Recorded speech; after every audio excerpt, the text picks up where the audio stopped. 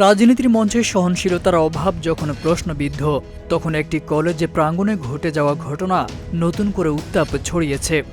মত প্রকাশের জায়গায় সহিংসতার অভিযোগ আবারও মনে করিয়ে দিল ভিন্ন মতের জন্য জায়গা কতটা সংকুচিত হয়ে পড়েছে। ঢাকার হাবিবুল্লাহ বাহার কলেজে আমন্ত্রিত অতিথি হিসেবে একটি অনুষ্ঠানে যোগ দিতে গিয়ে হামলার শিকার হয়েছেন ঢাকা ৮ আসনের সংসদ সদস্য পদপ্রার্থী ও জাতীয় নাগরিক পার্টি এনসিপির মুখ্য সমন্বয়ক নাসিরউদ্দিন পাটোয়ারি।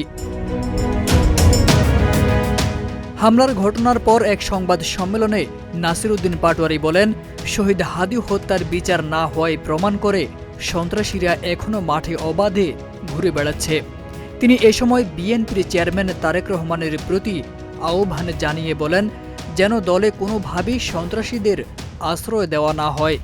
এই সময় তিনি বেগম খালেদা জিয়াকেও স্মরণ করেন। আমি নাসিরউদ্দিন যতদিন জীবিত থাকব, আমি এখানে জনগণ আমাকে যদি সুযোগ দেয় তাহলে আমি কাজ করব, আর যদি ভোটে আমি জয়ী নাও হই তারপরেও আমি ঢাকা ৮-এ কোনো সন্ত্রাসীর ইনশাল্লাহ রাজত্ব রাখবো না।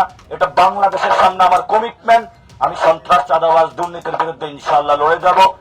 এবং আজকে এখানে আমাদের ঢাকা ৮ আসনের আসন পরিচালক পল্টন থানার আমির জামায়াতে ইসলামের শাহিন আহমেদ খান, ওনাকেও অনেক আঘাত করেছে, ভাইরা রক্ষা করেছেন, ছাত্র শিবিরের ভাইরা, ছাত্র শক্তির ভাইরা, আপনারা দেখেছেন অনেককে আঘাত করা হয়েছে। ঘটনার পরপরই এনসিপির দক্ষিণাঞ্চলের মুখ্য সংগঠক এবং কুমিল্লা ৪ আসনে জামায়াত জোটের প্রার্থী হাসনাত আবদুল্লাহ তার ভেরিফাইড ফেসবুক আইডিতে প্রতিক্রিয়া জানান।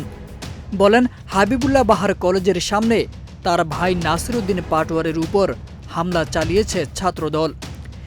এই সময় প্রশ্ন ছুড়ে দিয়ে লেখেন, পাটোয়ারিদের এত ভয় পাওয়ার কারণ কি? এটা কি আপনাদের কোনো পরিকল্পনার অংশ? হাবিবুল্লাহ বাহার কলেজের এই ঘটনা শুধু একটি ব্যক্তির উপর হামলা নয়, এটি রাজনৈতিক সহনশীলতা, মত প্রকাশের স্বাধীনতা এবং ভবিষ্যৎ রাজনৈতিক সংস্কৃতির দিক নির্দেশনা নিয়ে নতুন করে প্রশ্ন তুলেছে। তারেক আজিজ খান, প্রজন্ম 24।